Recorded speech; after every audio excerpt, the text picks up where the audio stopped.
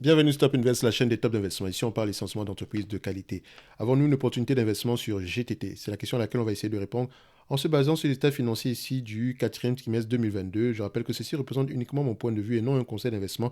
Et comme d'habitude, je me réserve le droit de me tromper. Donc, c'est une compagnie ici qu'on connaît très bien sur la chaîne. Je pense que on en a parlé plusieurs fois. Donc, la dernière vidéo ici datée d'il y a un mois. Donc là, présentement, on va essayer de faire la mise à jour concernant toutes ces vidéos aussi. Donc, on va essayer de voir est-ce qu'on reste sur la même tendance ici? Vous savez que moi, je pense qu'aux alentours des 100 euros, cette compagnie-ci est correctement évaluée. D'accord? Je trouve qu'on est déjà à un niveau assez élevé ici. Et vous allez voir que cette année-ci, enfin, je vais apporter un changement, un gros changement ici, tout simplement parce que j'ai constaté qu'il y a les marges depuis les 2 dernières années, ces marges-là ne sont pas aussi élevées que sur les dernières vidéos. Donc, on va revenir dessus de toutes les façons. Donc, vous pouvez également lire l'article qui a été publié ici dans le journal Investi par rapport à la situation actuelle où le management vous mentionne qu'on a pour objectif de faire 430 millions d'euros en 2023 entre 385 et 430 millions d'euros. On va déjà s'arrêter là. Quand on prend 190 millions en termes d'EBITDA, divisé par 385, vous obtenez combien? 49%. D'accord? 49%. Quand on prend 235 millions d'euros, divisé par 430, d'accord? Vous obtenez combien? 54%. Donc à 385 millions d'euros, on aura des EBITDA on aura des EBITDA aux alentours de 190 millions d'euros qui vont à peu près, en termes de marge, ça va représenter aux alentours de 49%. Et si on atteint ici les 430 millions d'euros, on peut avoir 235 millions d'EBITDA avec des marges aux alentours de 54%. D'accord? Donc plus le revenu est élevé, plus les marges auront tendance à être élevées. Je parle des marges, pourquoi? Parce que sur les dernières vidéos, vous saviez qu'on avait pris des marges de 50%. D'accord? Donc, on constate quoi ici pour cette compagnie-ci? Vu qu'elle a publié ses résultats financiers pour l'année 2022, je pense, voilà. Donc, on a jusqu'au mois de décembre 2022 ici. On peut voir ici l'évolution de ces marges-là. Et qu'est-ce que vous constatez? On avait des marges de près de 100% en 2017 et aujourd'hui, on se retrouve à 95%. Donc, on a au moins perdu 5% ici en moins. 5% en moins sur cette période-ci. Pourquoi? C'est la question que je me pose. Pourquoi? Surtout entre 2020 et 2020 et 2000, entre 2020 et 2021, pourquoi on a une si grosse baisse? Parce que le revenu, je peux encore le comprendre. De toute façon, si vous voulez avoir les réponses par rapport à la croissance des revenus de 2020, vous devez lire les rapports financiers de 2020. Si vous voulez avoir les réponses par rapport à la décroissance entre le revenu de 2020 et 2021, ici, vous devez lire les rapports financiers de 2021. Il ne faut pas le laisser comme ça. Et vous devez comparer pourquoi est-ce que les marges sont moins élevées également en 2021 par rapport aux marges brutes. Ça peut sembler anodin ici, mais c'est important. 2% ici, c'est un impact. C'est un gros impact sur ce business-ci. Donc, je rappelle également parce que en termes d'EBITDA, de marge d'EBITDA, et rappelez-vous du chiffre qu'on a pris tantôt tout à l'heure, vous constatez que là, on va aux alentours de 52%. D'accord? En moyenne, si je prends la médiane ici, hein, en médiane ici, on est aux alentours de 61%. De 61% sur les... Enfin, on va prendre les 5 dernières années, de 60, enfin, 61% sur les 5 dernières années, on se retrouve à 52% en 2023. Et on s'en va entre... et pour 2023, on anticipe entre 49 et 54%. Donc, soit un maintien, soit une diminution. Pourquoi? Parce que ça aura un impact sur nos marges. Voilà des questions qui. Alors, il faut essayer de répondre à ces questions-là. Déjà, les revenus également, les marges nettes également seront impactées négativement. Quand on regarde les marges nettes ici en termes de volume, par rapport à ce qu'on a eu en termes de médiane ici, c'est pour ça que je dis souvent, les chiffres c'est bien, mais généralement, quand on utilise ces chiffres-là, on se base beaucoup sur les éléments passés. Donc, c'est pour ça qu'on recherche toujours la stabilité.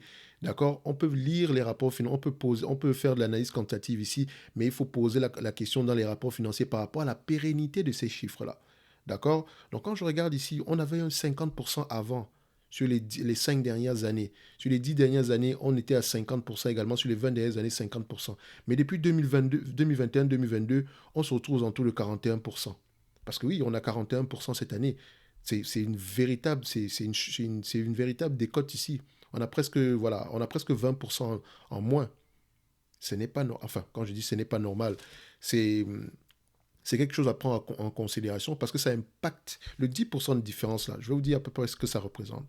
Admettons qu'on a à peu près 400 millions ici, enfin, on ne va pas dire 400 millions, admettons qu'on a à peu près 300 millions de revenus, d'accord? 10% de ce montant-ci, d'accord? Ça représente 30 millions. 30 millions multipliés par, exagérons, à 25 fois les bénéfices. Ça représente 750 millions ici en termes de capitalisation boursière. Si on le prend ici par rapport à la capitalisation boursière actuelle, d'accord, donc ça impacte ici la capitalisation boursière de près de 20%. Enfin, ça représente 20% de la capitalisation actuelle, juste le petit 10% précédemment. Donc, il faut faire attention. Donc maintenant, moi, pour les analyses actuelles, je vais me limiter à des marges aux alentours de 40%. Je vais même être plus bas que ça. Voilà. On attend que si c'est plus élevé que ça, tant mieux. Mais je dois me protéger en conséquence. Mais également, il faut que je prenne en considération ce que pensent les analystes. D'accord. En termes de revenus, les analystes s'attendent à peu près à avoir aux alentours de 416 millions d'euros par là, en termes de revenus. En termes de bénéfices nets, ils s'attendent à avoir combien? Donc, net income ici, donc normalize, average, ici, ils s'attendent à avoir combien? 162 millions. D'accord? 162 millions. Ici, vous prenez 162 millions. 1, 6, 2, divisé par 416. On tombe à combien? 38, 39% par là. Donc, je mets qu'à 40%. OK? Si on a plus que ça, tant mieux. Comme je dis toujours, je ne cherche pas à avoir précisément raison. Je vais avoir le moins tort possible. N'oubliez pas également que nous avons une entreprise ici qui a besoin de contrats pour avoir une certaine visibilité.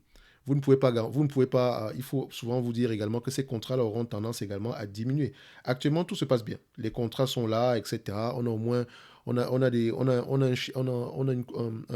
des commandes ici, un carnet de commandes ici de près de 1 milliard 560, donc ce qui représente à peu près 4 ans de revenus. D'accord? À peu près, quand on dit 4 ans de revenus, à près de 400 à 400 millions en moyenne. D'accord? Donc, si tout se passe bien en moyenne, au moins sur les prochaines 4 années. Donc, oui, vous pouvez penser que 4 années, c'est beaucoup, mais après 4 ans, qu'est-ce qu'on fait? Parce que sachez ici qu'on prend les PER. Les PER, c'est, voilà, si je paye 20 fois les bénéfices, ça veut dire que si pendant 20 ans, on me verse la totalité des bénéfices nets par action actuelle, je vais récupérer ma somme de départ. OK, par exemple, je fais simple. Si nous avons ici 100 euros et que 100 euros représente ici 20 fois les bénéfices, si je l'achète à 100 euros ici, donc pendant 20 ans, si on me distribue uniquement les bénéfices nets par action, je vais pouvoir récupérer mon 100 euros. Sur les 20 prochaines années, je vais pouvoir récupérer mon 100 euros. OK? Donc, quand on parle ici de revenus, de carnet de commandes plein et qu'on a une visibilité sur 4 ans, ça veut dire que techniquement, on a, entre parenthèses, la certitude de récupérer notre capital, nos bénéfices nets, à toutes choses étant égales par ailleurs, 40%, etc., sur 4 ans.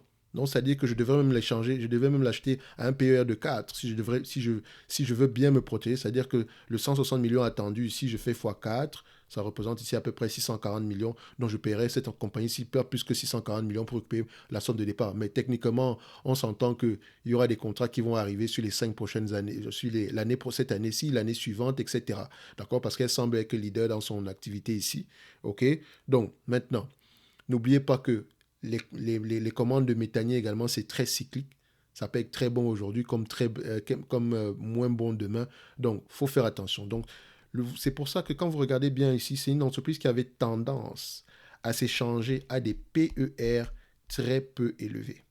OK? Donc, je vais me prendre sur les next 12 months ici, juste pour prendre en considération ce que pensaient ce qu'anticipaient les analystes ici. Donc, si on regarde ici sur les 20 dernières années, c'est une compagnie ici qui s'échange vraiment à, voilà, non, je vais mettre ça, laissons même sur les 12 derniers mois. OK. 15-16 fois les bénéfices. D'accord? Si on le prend ici sur les 5 dernières années, on est à 18 fois les bénéfices. 3 dernières années, on est à 16 fois les bénéfices. Donc, vous voyez que le marché paye généralement aux alentours de 15-17 fois les bénéfices par là, en moyenne. Je dis bien en moyenne. Donc, aujourd'hui, voir comment cette action-ci redescend aux alentours de 20 fois les bénéfices après avoir été vendue ici aux alentours de 41 fois les bénéfices. Attention, ça ne veut pas dire que il faut faire attention ici. Donc, le bénéfice net a augmenté. Le bénéfice net par action a augmenté. C'est pour ça également qu'il y a un impact aussi élevé. Parce que ça ne veut pas dire le prix a baissé de moitié. Parce que techniquement, si on se fie juste au PER, on quitte de 40 à peu près 20. Pourtant, ici, le prix a chuté de 135 à 99. Donc, vous voyez qu'il y a une certaine différence ici. Ce n'est pas 50%. D'accord? Donc, ici, on peut voir ici que les bénéfices nets ont augmenté. C'est pour ça qu'on a ce niveau des PER là. Donc, il faut faire attention. Le marché aura tendance à payer la moyenne des PER en moyenne. D'accord? Donc, ici, il anticipe une croissance, etc. À un moment donné, le prix ne va plus bouger du tout. D'accord? Faites attention. Donc, soit il ne va plus bouger, soit il va aller plus loin, soit il va devoir baisser pour s'ajuster en conséquence à la moyenne. Ok, donc c'est pour ça qu'on ne va pas se retrouver en que de payer les 40 fois les bénéfices pour une compagnie qui n'aura aucune croissance des bénéfices nets. Heureusement qu'ici, on a une croissance des bénéfices nets. Donc, pour venir maintenant au niveau de l'évaluation, j'espère que vous m'avez compris à ce niveau-là. Ok, donc, il faut faire attention aux chiffres, je le dis toujours. Ici, on présente les chiffres, mais dans les rapports financiers, on fait parler ces chiffres-là. Pourquoi est-ce que les revenus nets ont baissé? Pourquoi est-ce que les marges nettes ont baissé? Pourquoi est-ce que les marges brutes baissent? Est-ce qu'on a l'intention de pouvoir de les augmenter dans le futur? Parce que ici, je vois qu'on a, ici par exemple, quand je prends les estimations, je vois ici qu'on s'attend à des bénéfices nets en moyenne ici de 50% à partir de 2026. 2026, je ne sais pas si ça va arriver ou pas. D'accord? Donc, si vous êtes trop optimiste, si le management vous a mentionné dans les rapports financiers, dans les conférences call que oui, on a une baisse des marges ici parce que voilà, les coûts de production ont augmenté. Donc, on n'a pas encore ajusté par rapport au prix de vente de nos différents méthaniers ici, des différents services qu'on propose ici. Mais on va pouvoir le faire. On va augmenter les prix. Si vous entendez qu'on va augmenter les prix, ça pourrait être une indication selon laquelle les marges vont augmenter. D'accord? Faites attention. Mais aujourd'hui, je vais prendre mon 40% juste pour rester tranquille. En termes de revenus, n'oubliez pas, c'est une entreprise qui est cyclique. Donc, c'est-à-dire que si je prends les revenus attendus ici en 2023, en 2023, on s'attend à peu près à 600 millions. Donc, on s'attend à ce que les bénéfices, les revenus augmentent jusqu'en 2023. Donc, l'année prochaine, on est au moins à 400 millions. Donc, ici, sur les 12 prochains mois, on s'attend à combien? 416 millions. Si je prends ici en N plus 5, et je vous assure que quand plus on avance dans le temps, moins on peut avoir confiance à ces prévisions. Donc, en N plus 5 ici, on est aux alentours de 600 millions. Donc, à partir de entre N plus 3 et N plus 5, on n'a pas beaucoup d'évolution. Donc, je vais prendre 416 millions. Vous savez que je peux acheter une compagnie de croissance sans prendre en considération une éventuelle croissance. Donc, on va se limiter à 416 millions ici. 416. Le management mentionne qu'on peut aller jusqu'à 430. Tant mieux si on va à 430, d'accord? Je pourrais même exagérer, disons même qu'on va prendre 430 du management. Voilà, on va le faire comme ça. Parce que je pense que le management est mieux adapté pour faire des prévisions sur le business par rapport aux analystes. OK? Donc, on va écouter ce qu'ils disent, mais également regarder les anciennes conférences call par rapport aux perspectives, par rapport aux anciens rapports financiers par rapport aux perspectives. Est-ce qu'ils disent généralement est-ce qu'ils font généralement ce qu'ils disent? C'est ce qu'il faut. C'est pour ça que c'est comme ça que vous allez pouvoir avoir confiance au management. Quand un management fait exactement ce qu'il a dit, c'est bien. D'accord? Mais s'il dit juste sans faire, il faut faire attention. Donc, en termes de bénéfices nets, en termes de nombre d'actions ici, qu'est-ce qu'on obtient? On aura à peu près aux alentours de 37 millions d'actions. Je vais mettre ça ici, 37. 37. En termes de PER, je prends des PER de 17, 20, 25. D'accord? Donc, en termes de dette nette ici, est-ce qu'on a de la dette nette ici? Dette. Alors, est-ce qu'on a de la dette nette? On a du cash net. Près de 208 000, disons 209 ici. 209, 209. Ça ne va pas changer grand-chose. Près de 300 000 euros, ça ne va pas changer grand-chose dans nos calculs. OK? Donc, on a tous les éléments nécessaires pour effectuer l'évaluation de la compagnie ici. Donc pour ça, je vais aller sur Finbox. Je vais faire entrer toutes mes informations ici. Déjà, vous constatez que sur Finbox, on vérifie déjà en termes de nombre d'actions, on a combien? 37, 37. En termes de dette nette, 200. Enfin, ici, on a 216, donc il y a à peu près 8 millions de différence ici. Pas si grave que ça ne va pas changer grand-chose également. Donc voilà, je pense qu'on a tous les éléments nécessaires ici pour effectuer l'évaluation. Je rappelle également que l'accès au service Top Premium ici est dans la description de la vidéo. Donc si vous voulez qu'on analyse d'une manière quantitative vos différentes entreprises, ainsi que recevoir chaque mois 2 entreprises qui me paraissent sous-évaluées avec des notes d'analyse, le lien est dans la description de la vidéo, ainsi que le service de la Top Newsletter qui est complètement gratuit où vous recevez des analyses sectorielles. Donc vous avez ces deux liens-là dans la description de cette vidéo aussi. Donc en termes d'analyse présentement, on a 430 millions d'euros. OK? Estimation du management, d'accord, par rapport à 2023. Multiplié par 40% de marge bénéficiaire. Et ça, c'est le gros changement. Ça fait 172 millions d'euros. Je mets ici 172 millions d'euros et là, 172 millions d'euros. Et ici, je prends 17 fois les bénéfices, 20 fois les bénéfices et 25 fois les bénéfices. À 17 fois les bénéfices, moins la dette nette, plus le cash net divisé par le nombre d'actions, on aura 85 euros l'action. À 20 fois les bénéfices, 100 euros l'action. Et à 25 fois les bénéfices, 122 euros l'action. Donc, vous savez que c'est une entreprise qui a tendance à s'échanger, qui aura tendance à s'échanger au niveau de sa moyenne de PER. Et sa moyenne de PER se rapproche plus du 17 fois les bénéfices ici. Donc, en date d'aujourd'hui, où on cote aux alentours de 100 euros l'action, vous voyez que même après avoir diminué les marges, les marges nettes, la marge nette ici, on n'a pas surpayé. D'accord? Donc, on se retrouve à quelque chose qui ressemble presque à ce qu'on avait eu précédemment ici. OK? Donc, je me dis ici qu'en date d'aujourd'hui, pour cette compagnie-ci, le prix est correct. D'accord? Je ne m'attends pas à grand-chose pour le futur. Je ne surpaye pas non plus au prix actuel. Mais en termes de croissance, franchement, on est...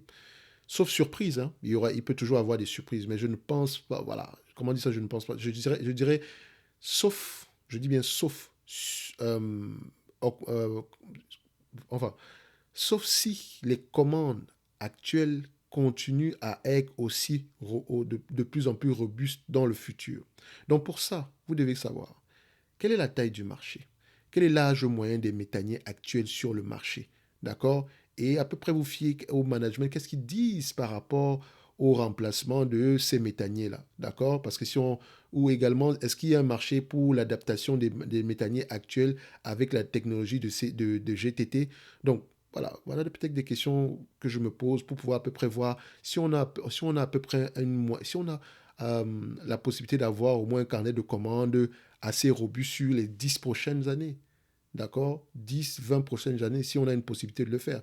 Mais moi, présentement, je sais que pour... Enfin, quand je dis je sais, en prenant en considération l'entreprise en date d'aujourd'hui, je ne surpaye pas. Je ne surpaye vraiment pas.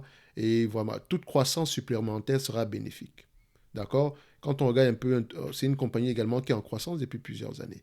Mais vous devez remarquer que 2020, extraordinaire. 2021, extraordinaire. Même si on revient à une certaine moyenne ici en 2021 et 2022, 2023 ici, enfin en 2021 et 2022 ici, dites-vous que c'est déjà assez élevé par rapport à ce qu'on a connu par le passé. OK? Qu'est-ce qui a poussé à ce que ces revenus-là augmentent de plus en plus? OK? Donc, pour moi, quelqu'un qui a acheté du GTT, parce que je suis sûr qu'il y a des gens qui ont acheté du GTT à des prix bien plus intéressants, aux alentours ici de 2020 par là. Donc 2020, on était aux alentours de combien? À 2020, on était aux alentours de voilà, 60, 50 euros l'action, aux alentours de 65 euros l'action. Pour ceux qui possèdent même cette entreprise-là, depuis à peu près les 40 euros l'action, vous avez de très bons prix d'entrée. D'accord? Vous avez de très bons prix. D'accord? Donc, vous pouvez vous amuser à racheter des actions ici avec le dividende qui sera versé. OK? Enfin, je ne vous dis pas quoi faire non plus. Donc, ici, en parlant de dividende, si on vous reverse la totalité des 172 millions estimés ici par rapport à la capitalisation boursière actuelle, vous aurez un rendement de combien? De 4,7%. Actuellement, on distribue à peu près 3,12% ici. Donc, c'est assez correct. D'accord? Ça va. C'est un dividende qui est bien couvert. D'accord? Donc, vu qu'on ne surpaye pas pour la compagnie, c'est un dividende qui est bien couvert ici. Maintenant, ils se réservent souvent le droit de le couper, etc. Je pense ici qu'ils ont augmenté le dividende, si je ne me trompe pas. De toutes les façons, ils ont initié un dividende ici à 3,10 € pour l'année 2022. Donc, pour l'année 2022, ici, 3,10 €. Bon, c'est à peu près ce qui était, enfin, moins élevé que précédemment ici, mais voilà. Ça reste un dividende ici qui verse. OK? Donc, c'est discrétionnaire. Ils se réservent le droit de le maintenir, de le baisser, c'est à eux de voir. Mais bon, on ne peut pas se dire qu'on a une stabilité de dividende ici. D'accord? Mais ça reste une belle entreprise. Moi, maintenant, ce qui m'intéresse, c'est est-ce qu'on va remonter aux marges de 50%? Parce que si on remonte aux marges de 50%, on pourra avoir une grosse différence.